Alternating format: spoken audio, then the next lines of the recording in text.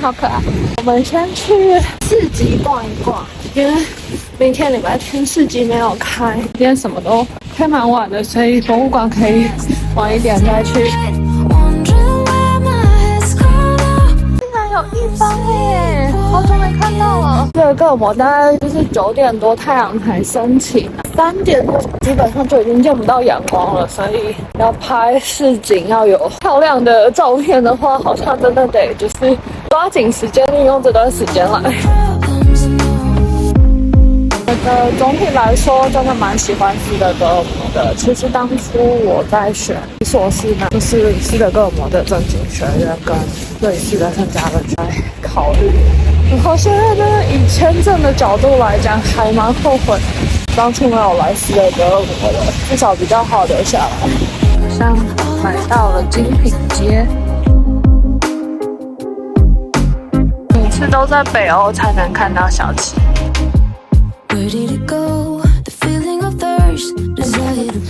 早上没什么人，走路徒步走起来蛮舒服的，而且好多间小七哦。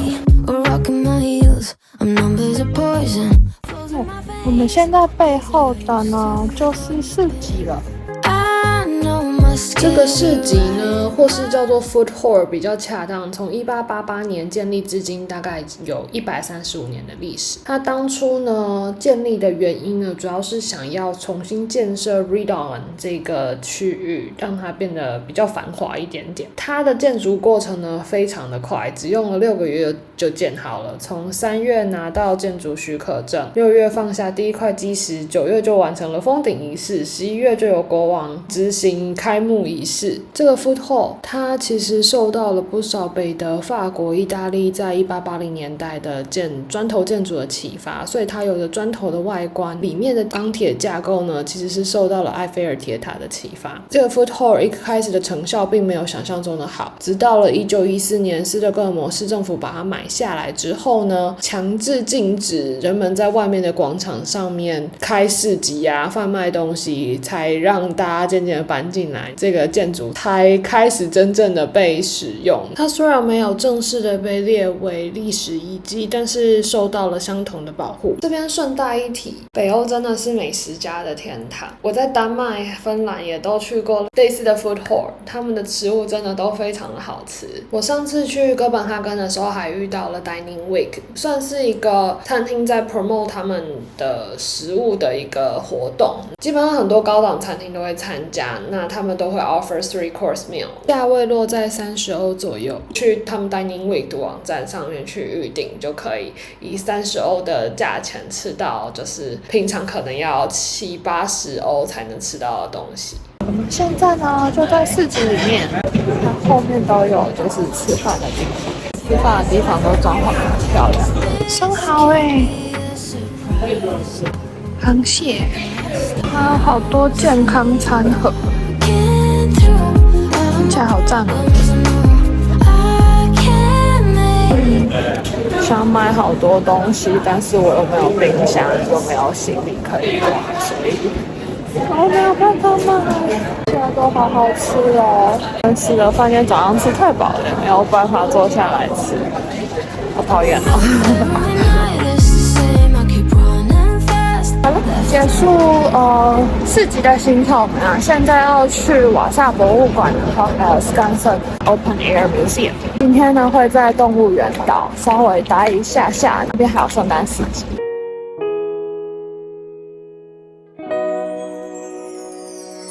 花两站串到这一站，然后对面呢就是瓦萨博物馆。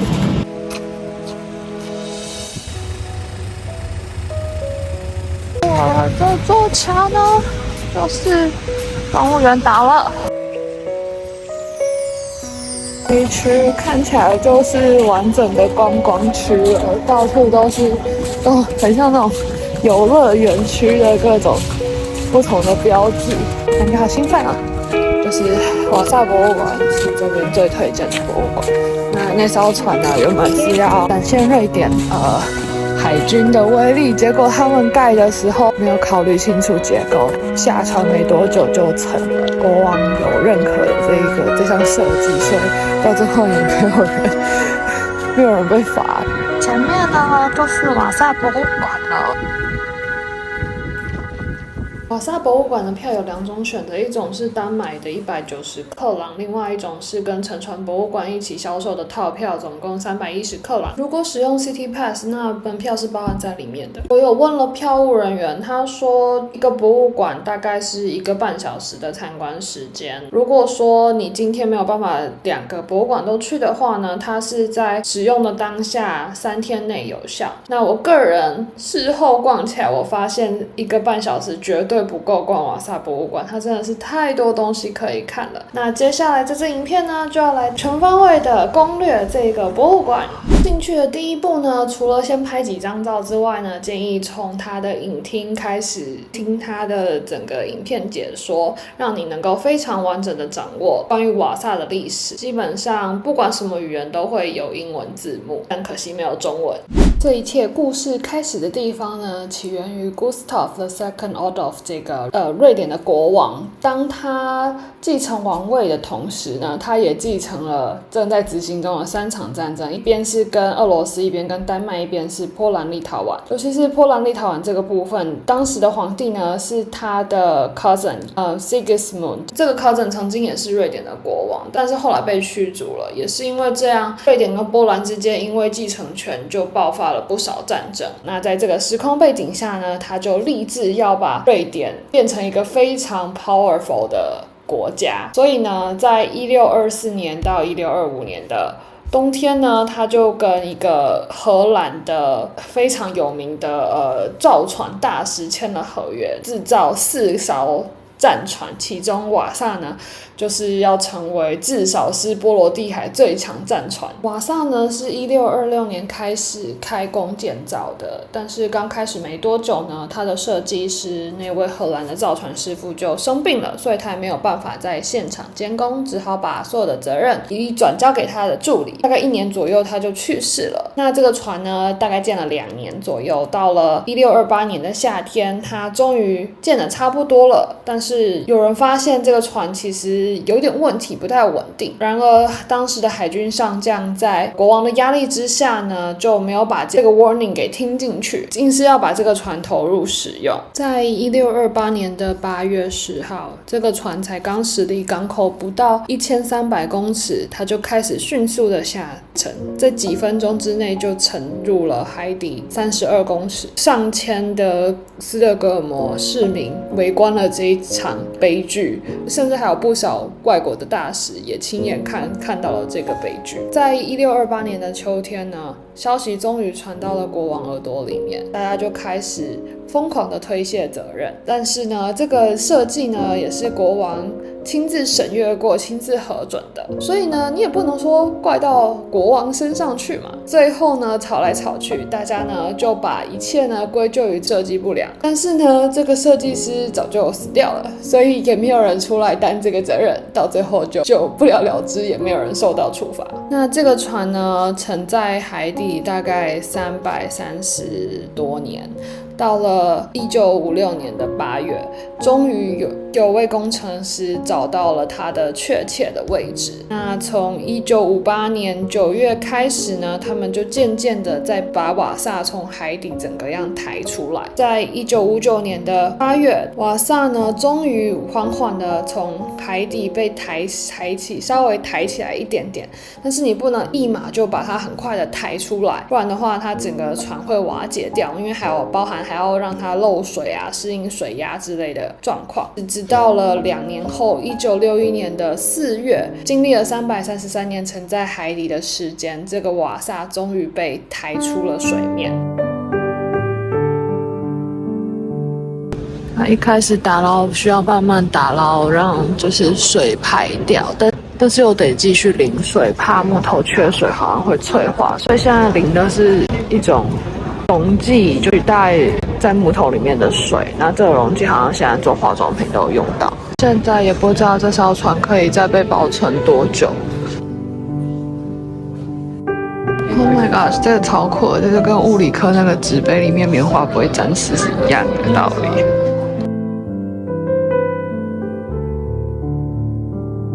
这艘船呢，大概是世界上保存最好的沉船了，它基本上是一个活历史。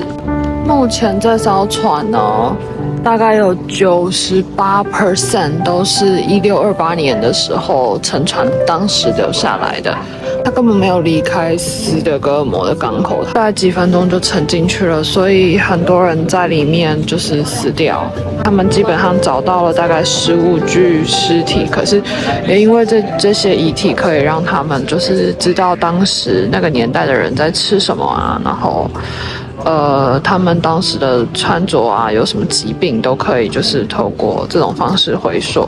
因为有这艘船，所以让人们更知道，就是17世纪那个年代到底发生了什么事情。那假如说这艘船如果真的有就是成功驶出去的话，这些也没有办法保存的这么完善，这样。船的正面呢，大概有700多座雕像。那这些雕像呢，主要就是用来正折敌人用的，正确的颜色。